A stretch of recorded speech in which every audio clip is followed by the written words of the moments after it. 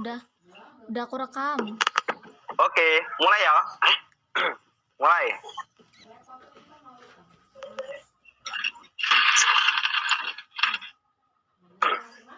Bismillahirrahmanirrahim.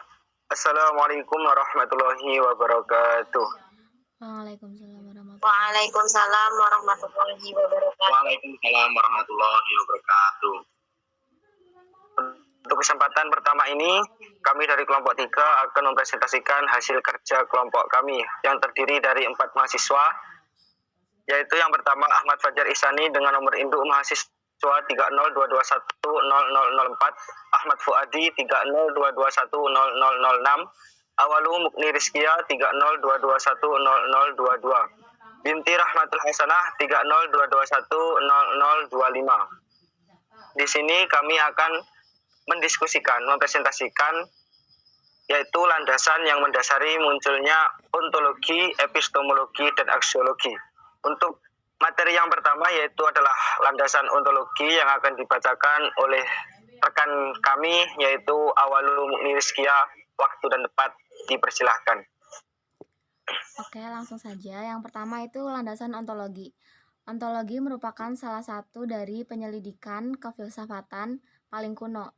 Dalam ontologi, orang menghadapi persoalan bagaimanakah kita menerangkan hakikat dari segala yang ada ini. Pertama kali orang dihadapkan pada adanya dua macam kenyataan, yaitu materi kebenaran dan berupa rohan atau kejiwaan. Pandangan pokok pemikiran. 1. Monomisme. Paham ini menganggap bahwa hakikat yang asal dari seluruh kenyataan itu hanyalah satu, tidak mungkin dua. Paham ini kemudian terbagi ke dalam dua aliran, yaitu materialisme atau materi dan idealisme atau rohani. 2. Dualisme. Dualisme berpendapat bahwa benda terdiri dari dua macam hakikat sumbernya, yaitu hakikat materi dan rohani, benda dan ruh. 3. Pluralisme. Pluralisme paham ini berpandangan bahwa segenap macam bentuk merupakan kenyataan. Pluralisme bertolak dari keseluruhan dan mengakui bahwa segenap macam bentuk itu semuanya nyata. 4. Nihilisme. Mempunyai arti nothing atau tidak ada tokoh dari aliran ini. Pernah berkata jika Allah sudah mati. Allah Kristiani dengan segala perintah dan larangannya sudah tidak merupakan rintangan lagi di dunia terbuka untuk kebebasan dan kreativitas manusia. Yang keempat, agnostisisme. Paham ini yang mengatakan bahwa manusia tidak mungkin mengetahui hakikat sesuatu di balik kenyataannya, karena menurut aliran ini kemampuan manusia sangat terbatas. Untuk materi yang kedua akan dibacakan oleh rekan kami juga yaitu Mbak Binti Rahmatul Hasanah. Tempat dan waktu kami persilahkan. Baiklah, langsung saja di sini saya akan menjelaskan tentang landasan epistemologi. Epistemologi menurut bahasa berasal dari kota Yunani, yaitu episteme sama dengan pengetahuan, dan logos yang artinya teori. Dan menurut istilah sebagai cabang filsafat yang mempelajari asal mula atau sumber, struktur, metode, dan sahnya pengetahuan, epistemologi meliputi sumber, sarana, dan tata cara menggunakan sarana tersebut untuk mencapai pengetahuan.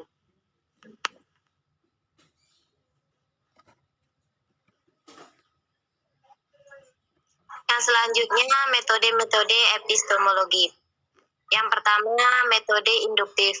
Suatu metode yang menyimpulkan pernyataan observasi disimpulkan dalam suatu pernyataan yang lebih umum.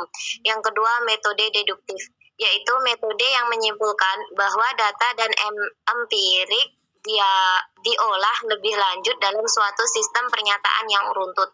Dan yang ketiga, metode positivisme. Metode ini berpangkal dari apa yang telah diketahui, yang faktual, yang positif. Jadi yang positif. Jadi metode ini dalam bidang filsafat ilmu pengetahuan dibatasi kepada bidang gejala saja.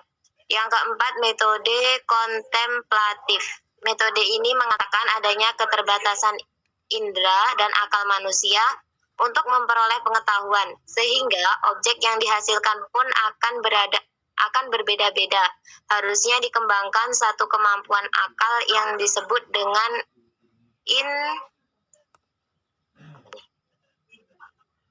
intuisi. Dan yang terakhir, yang nomor 5, dalam filsafat, di dialektika mula-mula berarti metode tanya jawab untuk mencapai kejernihan filsafat. Sekian, terima kasih. Dan untuk materi yang terakhir akan dipresentasikan oleh rekan kami yang bernama Ahmad Fuadi. Tempat dan waktu kami persilahkan.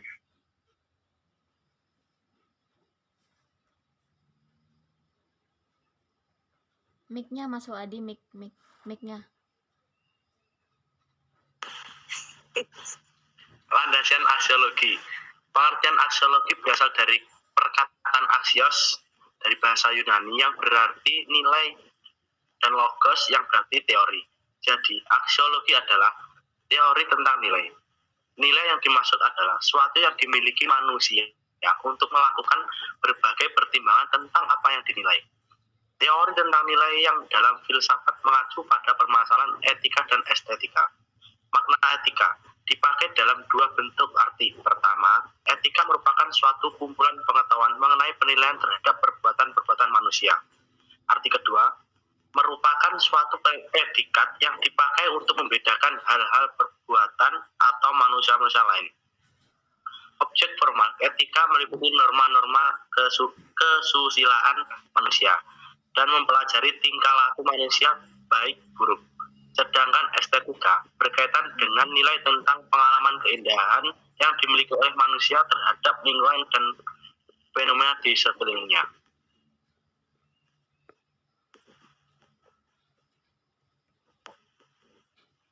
Contoh aksiologi. Teori aksiologi memiliki ranah di antaranya yaitu tentang etika dan estetika. Apabila kita sudah memahami dan mengetahui tentang suatu ilmu pengetahuan, kemudian dilanjutkan dengan kajian aksiologi.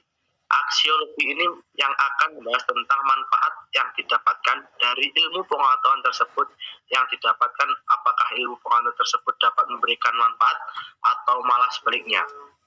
Jadi, jika dikaitkan dengan dua contoh di atas, yaitu meja dan kursi, bisa dikaitkan apakah pengetahuan tentang meja dan kursi tersebut dapat memberikan manfaat di dalam kehidupan sehari-hari kita. Inilah contoh ontologi, epistemologi, dan aksiologi yang saling berhubungan dalam kehidupan sehari-hari.